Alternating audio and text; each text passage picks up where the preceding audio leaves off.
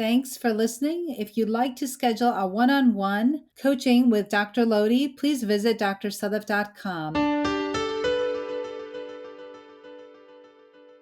I am an American board certified OBGYN, a mom, a Muslim, and I'm talking about sex. This is the Muslim Sex Podcast. So, hi again. Welcome to the Muslim Sex Podcast. I'm your host, Dr. Sadaf Lodi, and this episode is everything you need to know about sexual health and wellness. Before I get into it, the very first thing I want to make very clear is that I'm not giving any type of religious or medical advice. So if you have any concerns about your health, please speak with your medical provider. And if you have any questions about your religion, please speak with your friendly neighborhood religious leader. It's the Muslim Sex Podcast because I just happen to be a Muslim woman who talks about sex.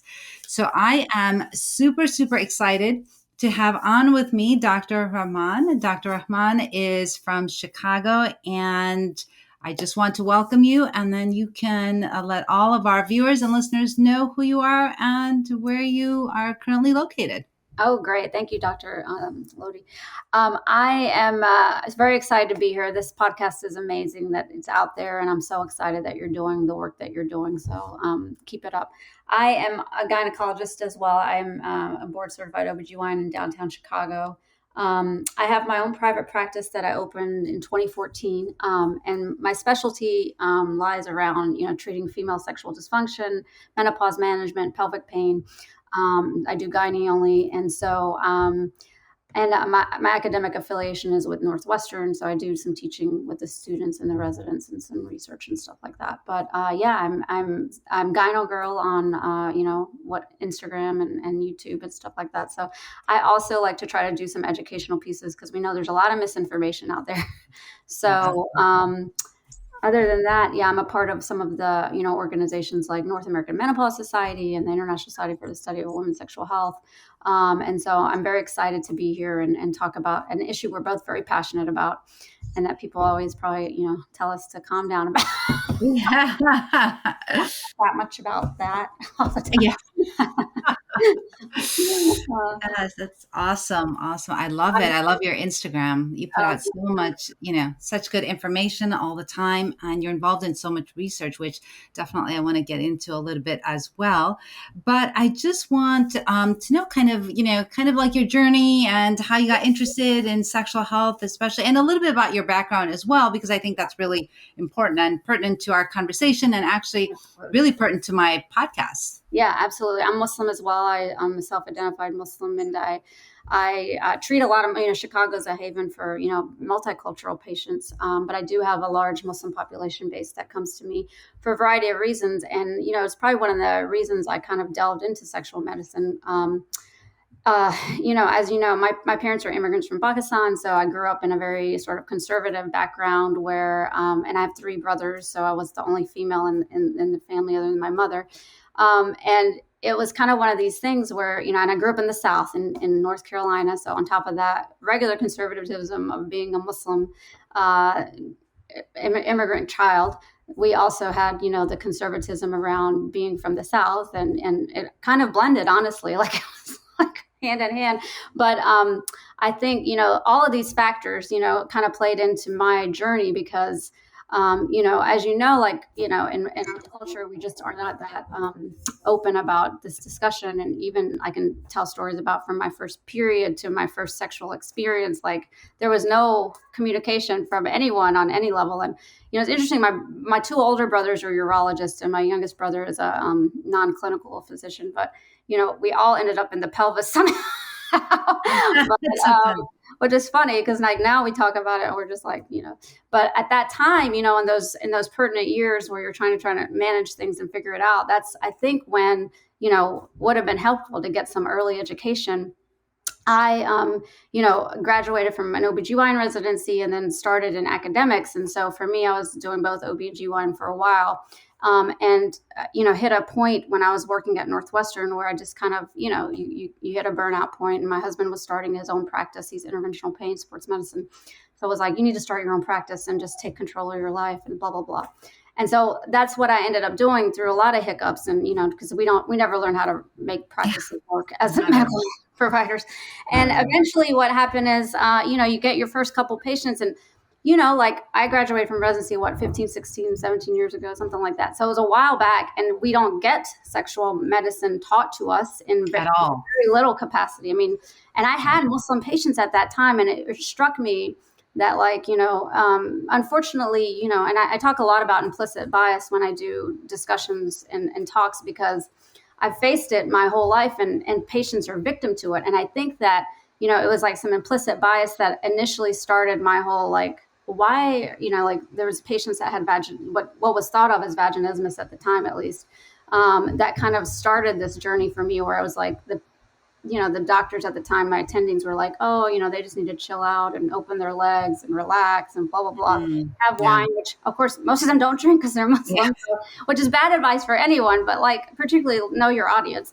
Like, Yeah. but, Right. that was one thing that came up that I was like, well, we should be doing better for these patients.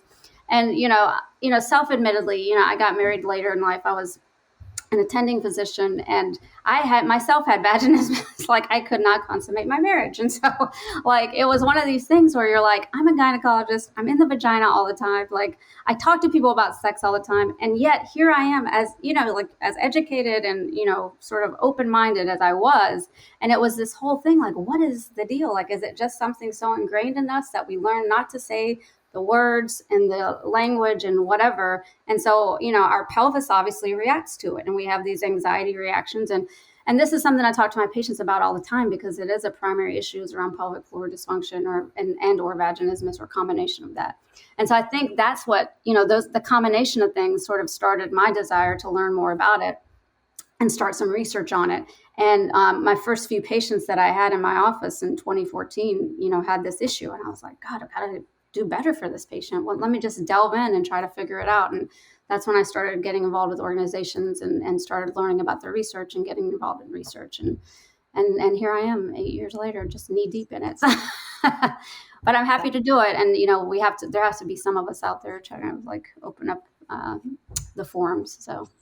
Absolutely. I agree 100%. Now, wow, in 2014 is when you started. So you were like a pioneer in, I mean, like, I guess, especially like, when, yeah, I mean, in some ways, like, no one was, and it was kind of like one of these things where you're like, okay, I need to go.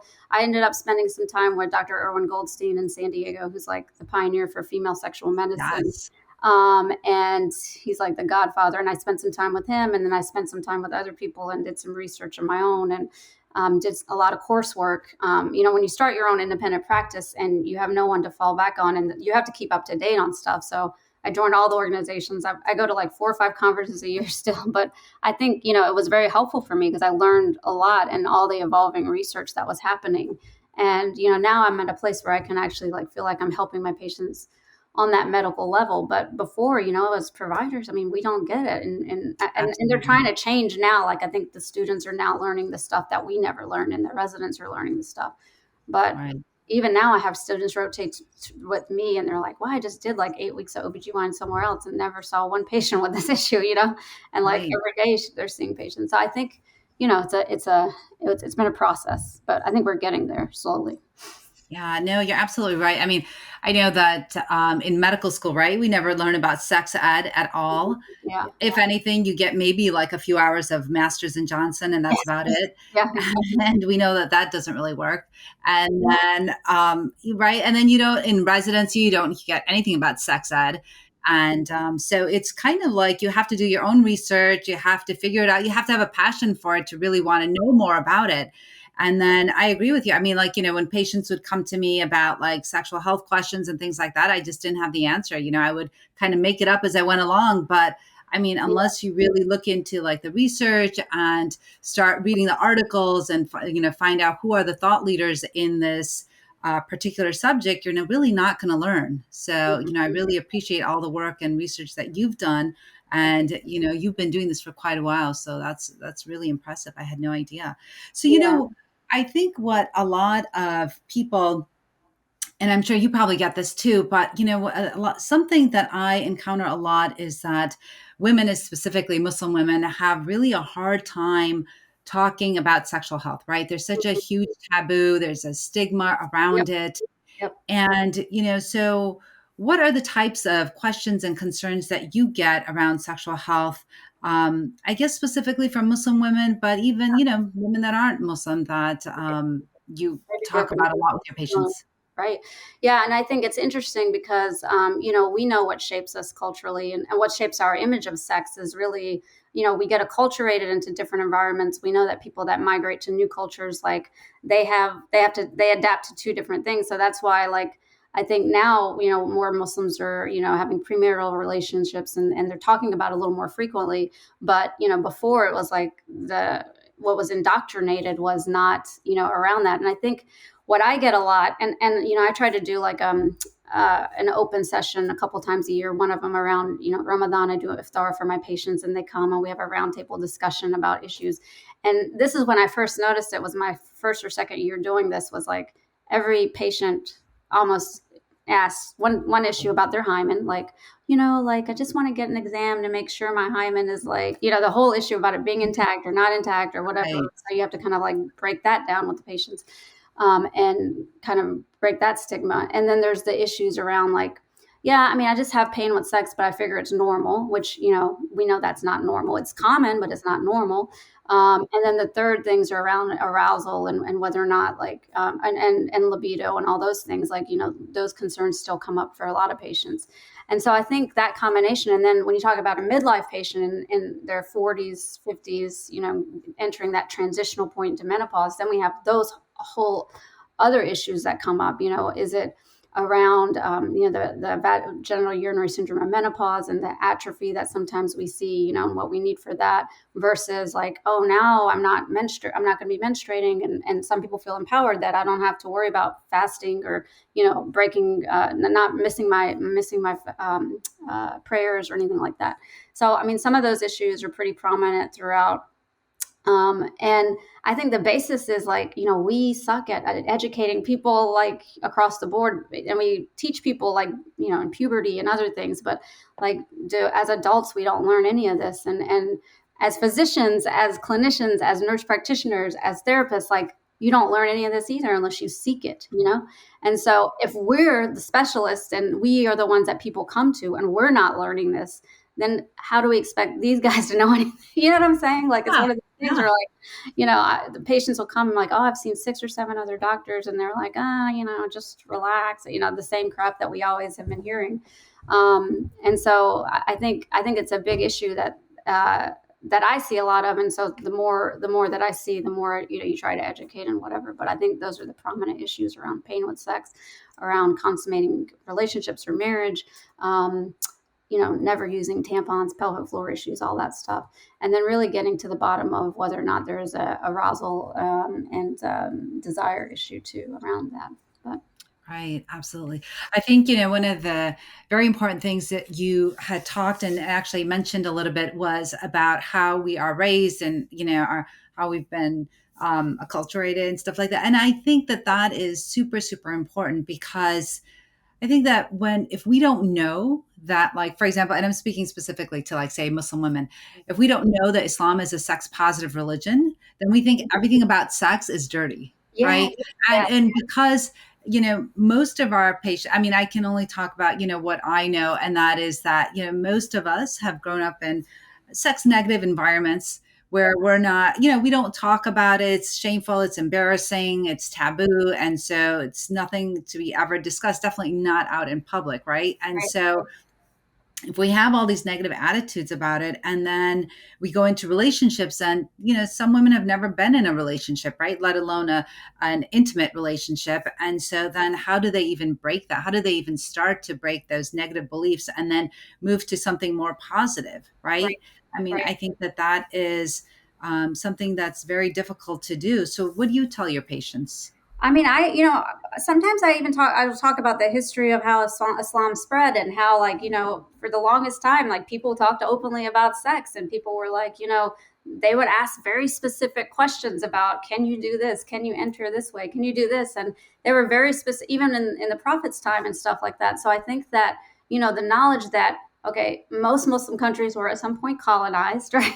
And then these Yes. puritanical systems came into place, and it wasn't part of our essence of who we were. And so empowering patients like that too is like, this is actually not who we were, and this is something that Yes. we adapted and we got acculturated to, based on, where we were who colonized us and whatever. And so, even giving that little tidbit of information, patients are like, oh, really? I didn't know that. I just always thought that, we can't even say the word sex. And I was like, no, actually, like, obviously in the right context, I mean, Islamically, like, sex is for pleasure. We should seek sex for, pleasure with our, spouse and all that stuff. Like, obviously it's in those contexts, but even, when they talk about, the don't ask, don't tell in the early empires where there was, homosexuality and all this other stuff, it's like, it was there. It was always there.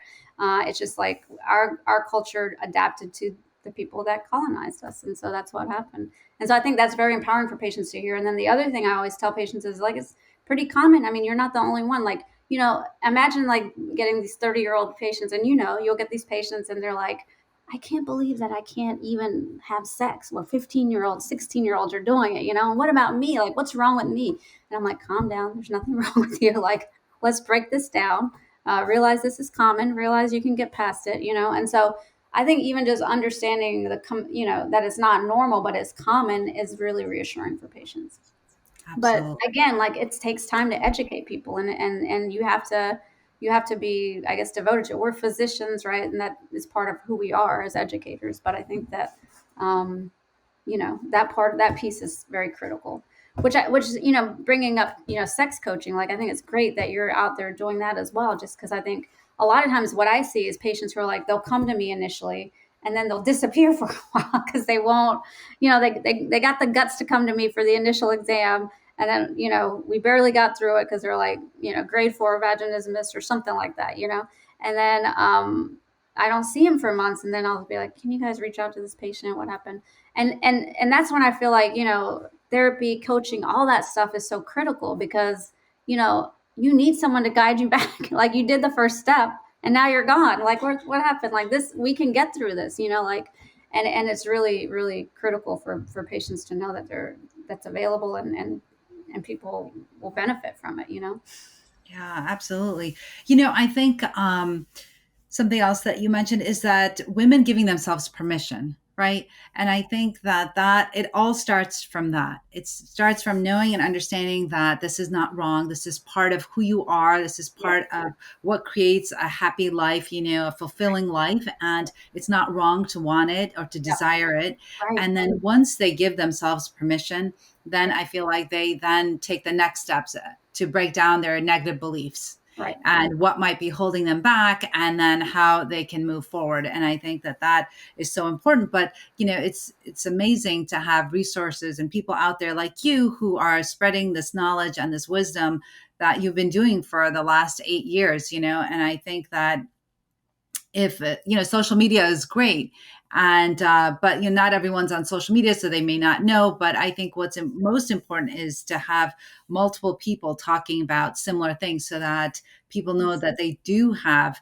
the right, and that it is their right to have and experience pleasure. And what I think is also very important, and something that you mentioned, is that in Islam, the Prophet, peace be upon him, talked about sexual pleasure, right, and satisfying each, like the husband and the wife, they both have their sexual rights and what's acceptable and things like that. And that was, for people that are Muslim that may be listening, that was given like 1400 years ago. Right. And only recently, Yeah. has the World Health Organization and different organizations regarding sexual health, have they now instituted, I think when I looked at it, I believe it was as recently as 2019, where they finally incorporated sexual pleasure into their definition of sexual education, Right. right? Right. Yeah, So, absolutely.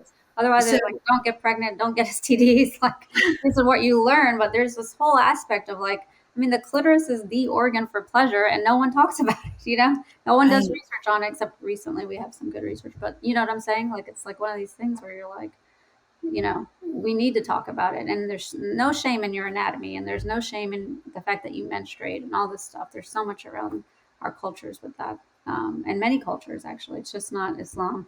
A lot of the Abrahamic cultures, a lot of, even, I mean, I have tons of Hindu and Sikh patients with very similar issues, and it's because it's really in our cult and across the board in the South Asian culture as well.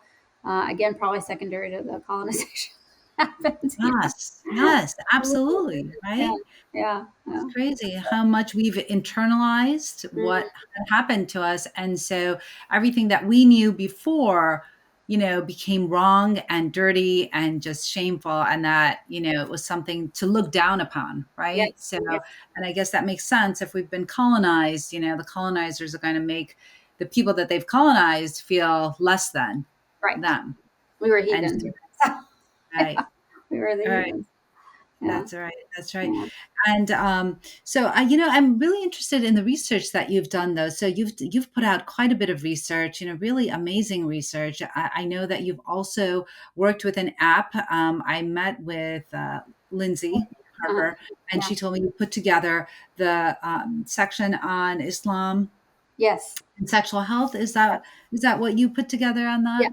Yeah. I did that, and then we I think just again delving into this and seeing what was out there. I did put out like a review article of what was available, what exists out there for and how to deal with an underserved population like Muslim women. So that was one thing that was really important to me to try to get out there, and that was in the Journal of Sexual Medicine Reviews. But more recently, I've teamed up with Heart, which is organization. That is a community outreach organization that's founded by a Muslim lady in Chicago, Nadia Muhajir, and she and I work together. Part, is really about sexual education as well as sexual violence prevention in Muslim communities, and so and it's a very all inclusive organization, which is what I love about it. And I think it was in 2020, we created a survey that we sent out. I think it was over 700 or 800 Muslim, self-identified Muslims, with a list of a variety of questions we asked around sexual functioning, sexual dysfunction, sexual violence. And it was pretty prominent that I think it was like 40% of cisgender females, Muslim, self-identified Muslims in North America have experienced sexual pain, and Mhm. 60% of them don't seek any medical Wow, attention. that's a So huge number. that's a huge number, right? And it's and I think we made the mistake, I think, by cutting it off at age 45, because I would have liked to see what happens to midlife women and beyond, because they're an ignored population as well, which I think is going to be probably the second thing we try to attempt to identify. But um, you know, it's pretty impressive in the amount of patients that it's similarly that or amount of cisgender females that had experienced sexual violence related to even religious authorities and figures, where it was pretty high. So it's like close to 40% as well. So um, it's pretty prominent, and it's something that we're in the process of trying to publish. We did a couple of abstracts on it, but we're trying to publish the data now in one of the magazine and one of the journals. Yeah, so I think this is stuff we need to be asking, and we need to get out there and do. So you and I should partner, since we were both. I was just thinking as you were talking, I was like, We I did should get in something touch for midlife women, because I was like, this group was kind of like really interested in the young, college and beyond. And I was like, well, when you hit your 40s, some of us want to know what happens after that. That's right. We don't fall off the planet, right? We're Exactly. still here. We still want to enjoy our lives and all that stuff. Absolutely, absolutely. No, this is really, really amazing. And I'm so happy that I'm learning all this, because I didn't know that you're so involved, and you were putting forth so much research, and Yeah, really amazing. I mean, you are like the go-to person for this. So this is no, really I appreciate incredible. it. Yeah, no, Really incredible.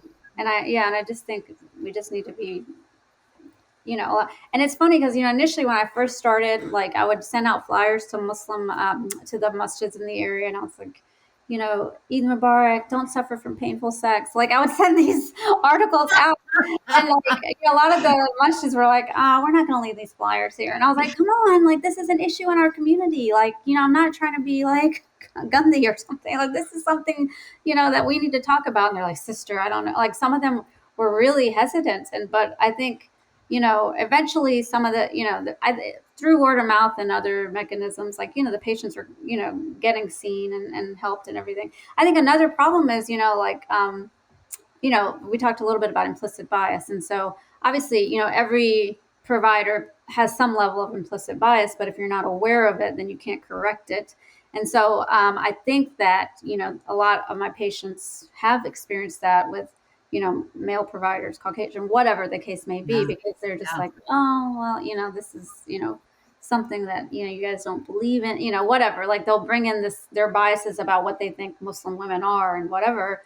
And it's not a fault of theirs, because it's just like something that happens to everyone. But just they should be aware that this was happening, because the patients tell me, and I'm like, I understand it's harder to communicate sometimes with someone that doesn't get you. But there are definitely providers out there that are across the board culturally who are willing to and listen and check themselves and try to navigate that as much as possible. To what you just said about the implicit bias, right? I was just thinking that, in effect also reinforces the sex negativity, right? Yeah. Yes. So Yes. somebody that goes into their GYN or whoever Yeah. and explains to them that they're having sexual pain or vaginismus, and then, they're dismissed and said, well, like you said, just have a drink or try to relax, or, oh, your culture doesn't really believe in it, or you're really not supposed to Yeah. enjoy it anyway. So, it Yeah. doesn't really matter. Yeah. Then that all those Like, oh, negative thoughts. okay, so that's what everyone believes. Okay, so I guess I'm in the wrong, like that kind of, Exactly. yeah, Exactly. yeah. And then they just start to believe like, well, you're right. Maybe I'm not meant to enjoy this. And, I know somebody that hasn't had sex for 20 years. Oh, wow. She literally had sex just to have The children, children. like her two children, right? Whatever she had. And I think even then she may have had IVF, and then after that she hasn't had intercourse with her spouse because in fact, when I've talked to her about it, she Uh-huh. said, even just to approach the topic, she said, well, I'm not your, client, ideal client or whatever. She said, I'm just not interested. It's not something that I do or talk about, and we're just fine with that. So I just thought, wow, Yeah, that's that's crazy. unfortunate. Yeah, I mean, obviously, there's a possibility that someone might be asexual on that spectrum, but then Yes. I think a lot of, and I have fallen into that cat where I'm like, oh, maybe you're just asexual, because we go through all that stuff, and but at least they know, like, hey, I'm just asexual, and so I'm okay with that. But this is my Right. identity now. But I think Right. what happens is, they just accept it, because it's like, that's just the sexual negativity that I grew up with, and my husband's okay with it now. He has erectile dysfunction, so we're fine with it. You know what I'm saying? It's like, Yeah. is he okay with it? Have you communicated about it? Like, probably they weren't. If you don't have that Yeah. open communication with your spouse, which some patients and clients and everything don't, and you're just like, I mean, that's number one, right? It's biopsychosocial. We have to approach it. Obviously, there's a biology behind it, 100%. but that Oh, social aspect is there too, and we got to get under it. yeah, yeah. No, absolutely. In fact, I was just reading an article yesterday, written by that they've conducted research as well. That app, that website, Oh My God, Yes. Yeah, yeah, And and so they were talking about how, it's so important, and we know this, right? How important it is to communicate your desires so that then you can negotiate and talk to your partner about what you like, what you don't like, your desires and all this stuff. And like you said, the very first thing, the most important thing is communication with your spouse. And so if you yeah, can't communicate with your spouse about, what your desires are, you're probably not communicating with your spouse about other things as well, exactly, right? I exactly. mean, it's just what I always say to my clients and patients is that, what's is happening in the bedroom is not necessarily only in the bedroom, but it's Right, also happening outside of the bedroom. right, So right. it's those difficult conversations that, a lot of patients are very hesitant to have and don't feel comfortable having. And Yes, I think that those are the conversations we need to be having. right, and get to the And, bottom. and I also agree with you, in terms of just talking to your patients about it, because once our patients start to feel more comfortable and they become sex positive, then that only helps future generations, right? Mhm. And I'm sure that you've seen that. I'm sure probably in your household, I know that your kids are a little bit smaller and younger, but it starts from an early age, right? Yeah, It starts when you start talking to your children about their body parts and right, actually naming those body parts what they are, and right, not using different euphemisms or things right, like that exactly. to describe body parts, so that when Normalize they the grow up, anatomy. Yeah, exactly. right, when they know, so they know the proper anatomy. Right. And So I've given a couple puberty talks in the school systems here. And I gave one to my 10-year-old. They had a pre-puberty talk, and I said, and I actually told the teacher, I was like, I want to be there because I want to make sure that like patients, I mean, kids know, like, you know, painful periods aren't normal. If I have to miss school for pain, like, I need to see someone about it, or some things that they just think are probably normal, yeah, to let them know, like, when are these red flags, but also just so they get the anatomy right too, because I was like, this is where we learn it, and this is where we can make a difference. And so, I took in the vulva, and I actually had to email the parents. I was like, I'm going to say vulva. Like, I hope it's okay. Like, it's going to be vulva, vagina, clitoris. We're going to have the whole thing. So, but I think you're right. It's very important for them to know about it. And if my kids ask me, like, well, I remember, I remember getting my period and not even knowing what to do because my mom was actually in Pakistan, and I had an older brother that was sitting there, and I'm like, I'm bleeding, and he was like, I'll go get you something. I think I have to get you a pad. And anyway, but it was one of these things where I couldn't say the word sex in front of my parents, or even ask them, like, when I was getting married, anything, and and now it's one of these things where if my sons or daughters, like, well, what does that mean? What is, like, my kid asked me the other day, like, what does intersex mean? And I was like, well, let's talk about it, because you don't want to, because when we're growing up, they're like, hey, don't say it, like, shut them, like, it's, don't say it. It's shameful to talk about this. Like, that's what I always heard. It's shameful to talk about this, and I just don't want that anymore. I think, yeah, right. you I mean, we see that it isn't. First of all, it doesn't serve anyone, and yeah, secondly, I just feel that if we don't talk about it, right, then where are people getting their information? right, Wouldn't you rather right, somebody that knows and is knowledgeable about the topic speak to your child, or whoever, right, um, about that topic, so that they feel comfortable and that they know their anatomy, so they can then voice their concerns, voice their opinions, talk to their future partners, and tell them what they like, what they don't like, right? yes, And I think that absolutely, that is huge. And unless we change the narrative, it's going to continue, and we will right, continue to have all this sex negativity that's in our cultures and in our communities. right, And like, we know, you and I both know that that doesn't serve anyone at all. So exactly, very important to exactly. have that discussion. So tell me, what other courses do you have for your patients and clients? Like, for example, if somebody's in the Chicago area and they wanted to learn more about you and what, events you put together and offer. I think it's awesome that you offer like a Ramadan, round table. I mean, all these amazing ideas that I'm getting from you. What other events do you do for your Um, community? I mean, we do, like, during different months. I mean, we just moved into a new location, so I haven't gotten going on some of the other stuff, but we do like a menopause discussion. Usually during the month of menopause awareness, or some other time, like, I'll just pick a time, like, let's talk about menopause, and then I'll have patients come in, or perimenopause, or like, it's not in your head, like, let's talk about it, this is real stuff happening. Because I think that's the other aspect, right? Like, if you're getting a puberty talk, shouldn't you get a menopause talk? Like, shouldn't you have someone tell you, like, okay, this is where the end is happening, and what's going to happen to my body? Like, a lot of stuff is going to happen potentially, like, you got to know head to toe where those estrogen receptors are and what might happen to you. So I think that is really critical. So whenever I get a 40-year-old in my office, or mid 40, I'm always like, you know what, let's take a minute and talk about what might happen over the next 10 years, like, this might be happening to you.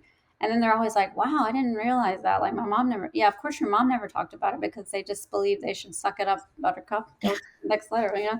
I mean, even there was an article that came out in the Menopause Journal in October, specifically looking at, because a lot of our data on menopause and sexual pain during menopause and perimenopause is strictly, mostly Caucasian women, right? Like, we don't have a lot of women of color data. Correct. But it was an interesting article in the Menopause Journal about South Asian immigrants and their experience. And of course, some of them, sort of like stoically embrace menopause because it's what they think. And, now I don't have to worry about my prayers. I don't have to worry about sex. I don't have, because I think it's like, I'm done with being a woman kind of thing, just like I'm done with this stuff and I can be the matriarch of my family, this traditional look on it. Obviously, we're going to change that narrative because we're going to live full lives and stuff like that.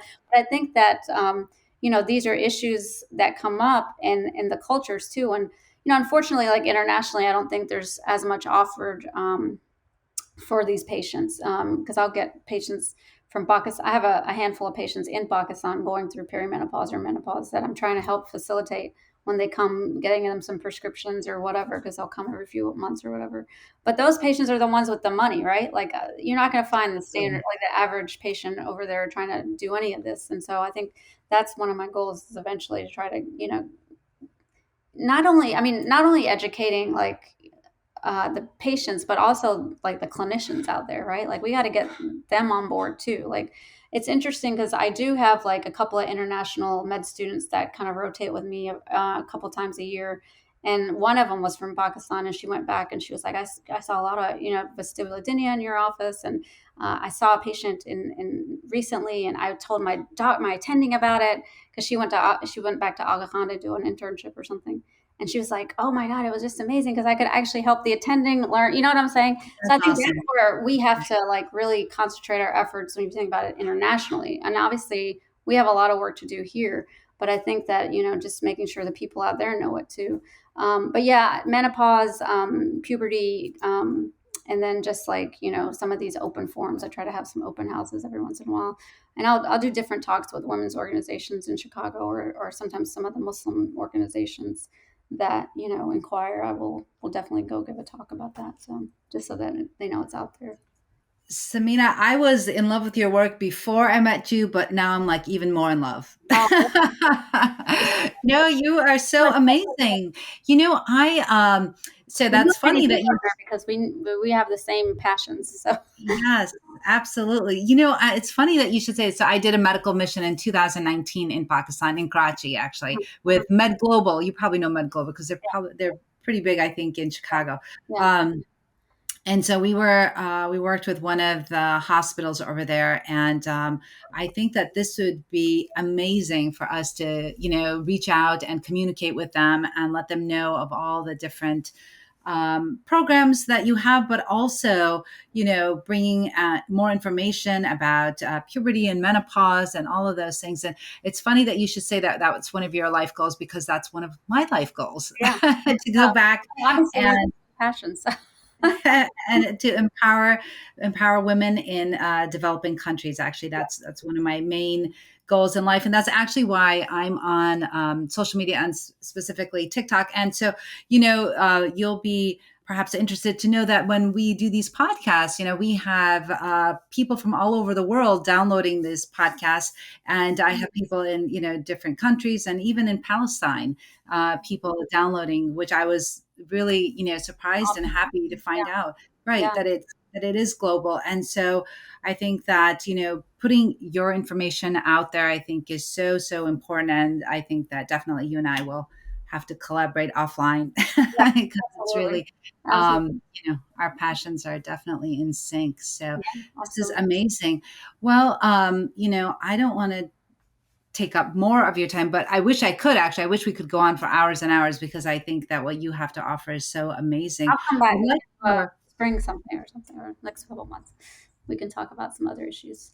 yeah, absolutely, absolutely. So, how about if you could just let the listeners know and the viewers know where they can get in touch with you, how they can reach out to you to get a consultation with you, Yeah. and maybe how they can follow you and things like that. Yeah, absolutely.